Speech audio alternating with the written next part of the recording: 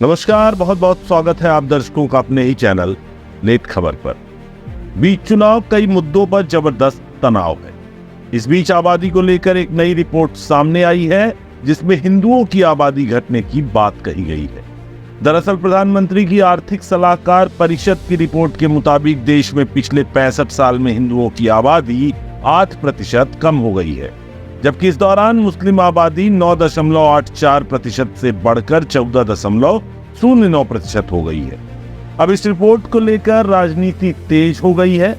लोकसभा चुनाव के बीच प्रधानमंत्री को सलाह देने वाली आर्थिक सलाह परिषद की एक नई रिपोर्ट सामने आई, जिसके नतीजे हिंदू बनाम मुस्लिम की राजनीति को और हवा देने वाली साबित हो सकती है। इस रिपोर्ट के मुताबिक भारत में 1950 के बाद से हिंदुओं की आबादी में करीब 8% की कमी आई है। दूसरी तरफ मुसलमानों की आबादी का ग्राफ 43% की तेजी से बढ़ा है। इस रिपोर्ट के आते ही सियासी घमासान शुरू हो गया है। भाजपा नेताओं की लगातार प्रतिक्रियाएं आ रही हैं। भाजपा का आरोप है कि ये सब मुस्लिम तुष्टीकरण वाली नीतियों का नतीजा है। वहीं कांग्रेस का कहना है कि बेरोजगारी, किसान, महिलाओं की सुरक्षा के मुद्दे पर बात होनी चाहिए। दरअसल पीएम की इकोनॉमिक काउंसिल की एक स्टडी में 1950 से 2015 के बीच आबादी स्टडी की गई है। स्टडी के मुताबिक देश में हिंदुओं की आबादी में करीब 8% गिरावट हुई है, जबकि 1950 में अल्पसंख्यकों की आबादी की तुलना में 2015 तक 43.15% का इजाफा हुआ है। 1950 में मुस्लिमों की आबादी 9.84% थी। 2015 में मुस्लिमों की आबादी बढ़कर 14.09% हो गई है।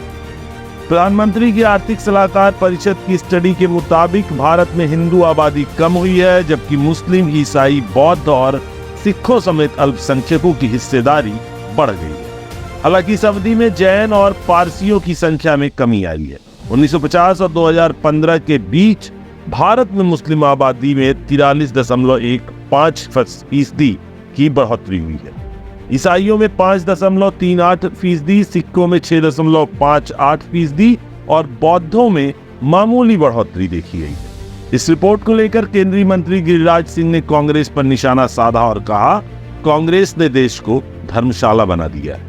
ये भारत को इस्लामिक स्टेट बनाना चाहते हैं। गिरिराज सिंह का कहना था कि कुछ लोग देश को भ्रमित करना चाहते हैं, लेकिन सच्चाई छुप नहीं सकती। 1947 में हिंदू की आबादी लगभग 90% थी और आज हम 70% पर आ गए। आज मुसलमान 20% हो गया है, जो पहले 8 पर थे।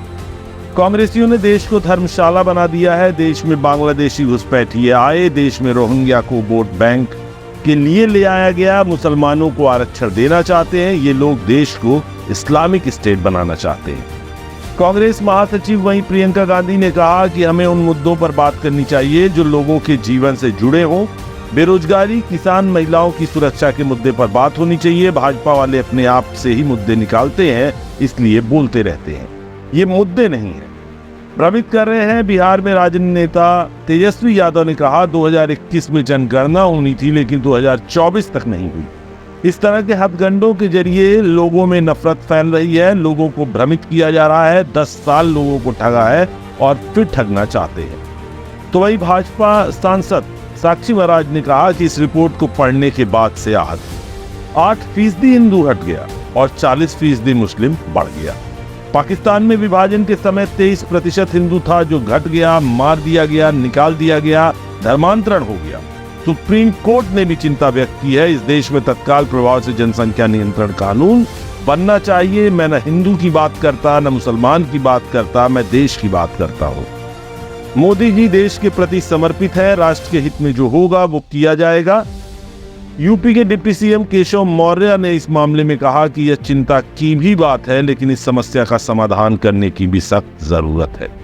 इस देश में एक देश, एक कानून यानी सामान्य नागरिक संहिता की जरूरत है। देश में एक प्रकार की शिक्षा सबको मिले, एक प्रकार के भविष्य का निर्माण हो। हम दो और हमारे दो का उद्घोष दिया गया, लेकिन उसको हिंदुओं ने माना, मुसलमानों ने नहीं माना।